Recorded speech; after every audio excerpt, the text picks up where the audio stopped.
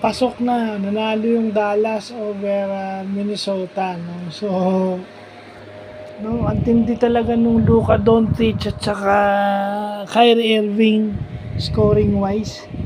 Kasi first half pa lang, nag-take over na sila. Kumbaga, dumiin sila agad. Parang hindi na nila pinaporma yung Timberwolves with two Twin Towers. Grabe yung shooting nung dalawa ni Kyrie at saka ni tsaka yung galing din talaga ni Kyrie na bumasag nung defense. I mean, how yung quickness ni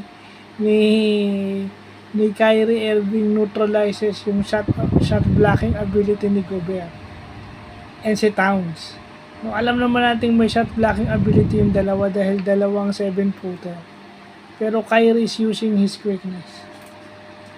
And yung mga players nila made shots. No.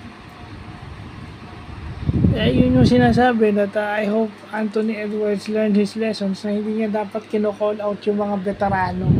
Lalo na yung nag-champion. Pag meron ka ng playoff and championship experience, hindi mo dapat kino-call out yung player. Because, you give them added motivation. Talagang, they would make you eat what you said. O baka magiging humble ka. Magiging humble ka pag kinall out mo yung mga veterano at yung may mga napatunayan na. I mean, Kyrie has been a champion and meron na siyang gold medal. So may napatunayan na si Kyrie. Nag-lead na siya ng team, di ba?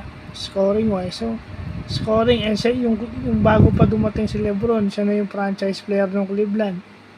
Yeah, so alam na rin niya paano ng team. So ganun lang yun. Lesson in this series is huwag mo i-call out yung mga proven winners because it would just give you an added motivation. Tingnan mo yung nangyari ngayong game na to. Kung talagang totally kung nanalo sila nung last game, yung Timberwolves, totally wala na silang nagawa sa this game against Dallas. So yun lang po.